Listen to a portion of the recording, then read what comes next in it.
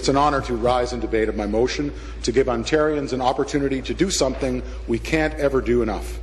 And that is to say thank you to the brave veterans and active duty members of the Canadian Armed Forces. Off the top, I want to say I'm honoured this afternoon as a friend of my local regiment to be wearing the regimental tie and pin of the Brockville Rifles. The Rifles, or the Brocks as we call them at home, will mark their 150th anniversary in 2016, and I'll have more to say about that later. For now, I'll just say a proud Semper Paratus to Lieutenant Colonel Sean Heron and all of the men and women under his command. Speaker, the freedom we enjoy today, including the ability of each of us as MPPs to take our place in the House, is only due to the sacrifices of those who have served throughout Canada's history. And let there be no doubt, Speaker, whenever duty has called, soldiers from communities large and small across Ontario have answered. From the trenches of World War I to Afghanistan and today in the Middle East, they have stood shoulder to shoulder with men and women from across Canada. Their sacrifices on battlefields around the world helped forge our proud nation's independence and helped in Canada's international reputation as a country that has always been counted on to punch above its weight. To people around the world, our proud maple leaf flag represents the values of peace, freedom, and justice. We must never forget our veterans, the price they paid, and the blood they shed to uphold our values. And as the recent tragic events in Ottawa and Saint-Jean-sur-Richelieu showed, our Canadian Armed Force members are as much on guard protecting us at home as they are overseas. They are also the foundation upon which our democratic institutions have been built. It is often that we owe our veterans and those men and women serving in uniform today a debt of gratitude that can never be repaid. No truer words were ever spoken. Speaker, we know we'll never balance the ledger, but that does not absolve us of our responsibility and our duty to make regular installments by honouring their service. And that's why I've introduced this motion to create a Lieutenant Governor's military service pin. The pin would be a unique honour in that it would be designed to be worn on civilian dress by Ontario veterans and active duty Canadian Armed Forces members. Since tabling the motion, I've had overwhelming support from constituents I meet in the community. And while I'm proud to stand here today to champion this motion and ask for the support of my colleagues on all sides of the House, I have to give credit to the person who inspired it. That person is Roy Brown, a great friend, constituent, supporter, and one of those tireless advocates to veterans. He's one of the most tireless advocates I've ever met in my life. He's a retired Ottawa police officer whose military involvement began in service with the HMCS of Falkland Sea Cadets. He's a member of the Governor-General's Foot Guards, Royal Canadian Army Service Corps C, Class Full-Time Reserve, and a regular member of the Royal Canadian Air Force. Roy is a 22-year member of the Royal Canadian Legion, and he was instrumental in a wonderful project to restore Kemptville Cenotaph. Along with another veteran and outstanding North Grenville citizen, Owen Fitzgerald, he also created the Veterans Way Memorial Committee. It's a group that oversees a kilometre-long roadway of remembrance in Kemptville's G. Howard Ferguson Forest Centre and successfully recreated a 1-acre Veterans Way Memorial Park. As I said, few veterans have done more than Roy Brown to honour the service of our veterans. So that's why he wrote me last spring to make me aware of an initiative by the Honourable Vaughn Solomon Schofield, Lieutenant Governor of the province of Saskatchewan. Roy noted she had established that province Lieutenant Governor's military service pin last year, and he wrote to me. His quote, "May I respectfully request that you promote a similar course of action to recognizing the service of our Ontario veterans by encouraging the Lieutenant Governor of Ontario, the Honourable David C. Onley, to consider adopting a comparable military service pin program." From the moment I read this letter, I knew it was an initiative worth pursuing. And of course, Mr. Onley's distinguished service as Lieutenant Governor ended last year.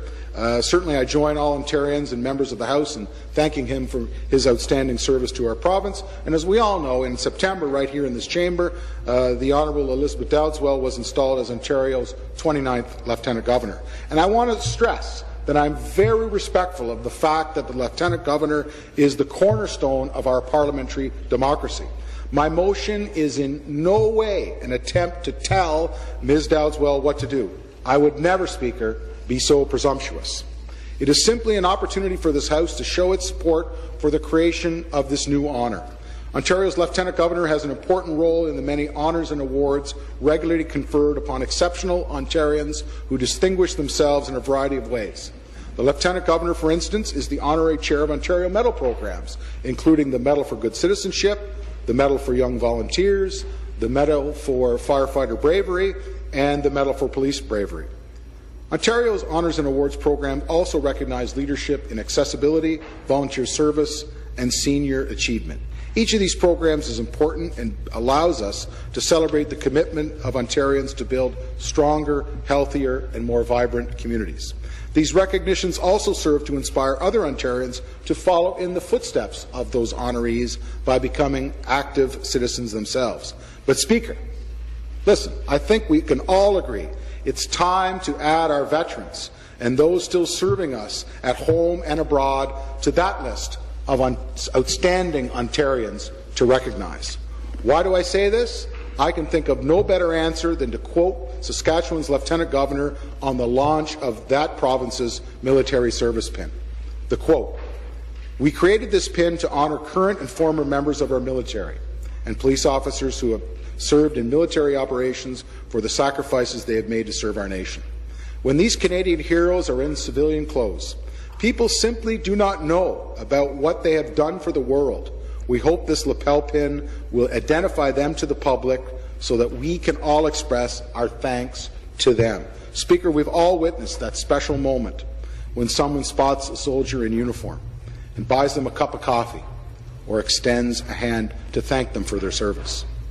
Who among us have not been moved when seeing young schoolchildren pay tribute to soldiers at Remembrance Day services? This military service pin would give Ontarians a chance to recognize and celebrate that service year-round, not only when they see that soldier or veteran in uniform. The eligibility criteria used in Saskatchewan, where I understand 4,000 pins have been awarded, is straightforward. All recipients must have resided in Saskatchewan at one time, and this includes having lived there for military training or posting. As I mentioned, it's available to all current and retired members of the Canadian Armed Forces, regular, primary, and supplementary reserve force, including Canadian Rangers. Saskatchewan has also extended eligibility to current and retired members of police forces, including municipal forces and the RCMP, who have served in military operations. Finally, on a discretionary basis, the PIN may be presented to Saskatchewan residents who are current or former members of allied forces, such as the United States military and those from Commonwealth nations. So that's an example, Speaker, of the sort of eligibility criteria we could adopt in Ontario. I think it's also important to hear what Canada's Chief of Defence, Staff General Tom Lawson, told the crowd at Government House in Regina when the PIN was launched on November 5th, 2013. He spoke of the great relationship between the military and Saskatchewan, and I would say Ontario has a similar bond with our forces. General Lawson continued, "The initiative to create this PIN is a great demonstration of that relationship and signals the pride you have for your sons and daughters in uniform who serve with such distinction. On behalf of the Canadian Armed Forces, thank you for your tremendous support."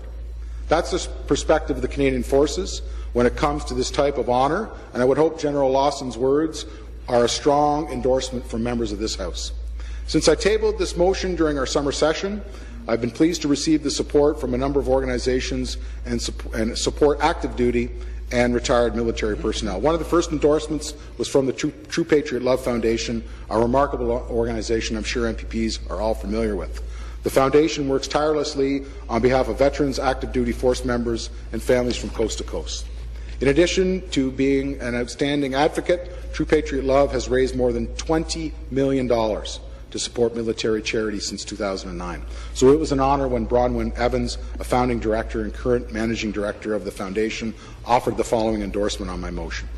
We applaud this initiative that recognizes the selfless sacrifices of our members of the Canadian Armed Forces, and we believe that it will help inspire all Canadians to appreciate that the freedom we enjoy comes at cost to the men and women who serve us. I also received a quick response from Ray Gilroy, who's a constituent, commander of the Royal Canadian Legion, Ontario Command Zone G. I asked for his thoughts. He endorsed it. He represents many of the Legion branches in my riding. He fully supports what I'm saying.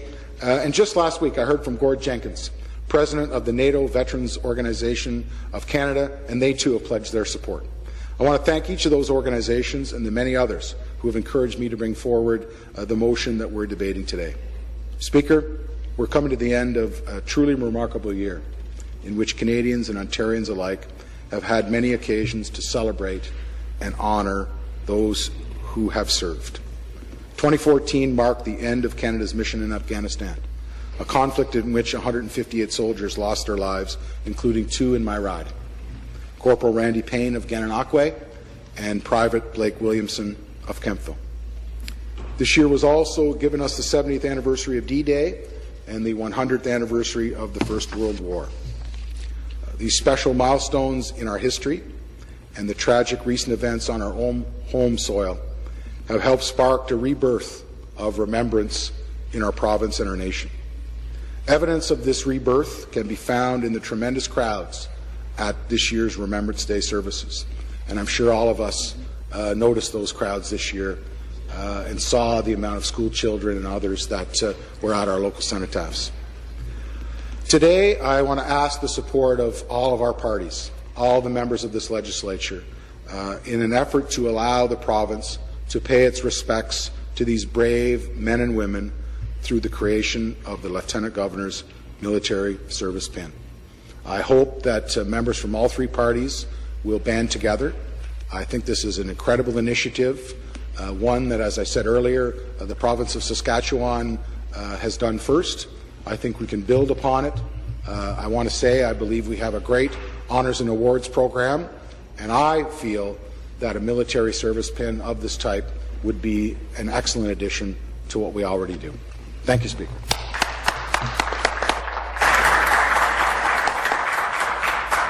Thank you. For the debate, the member for Timmins, James Bay. Well, Mr. Speaker, I rise with great pleasure.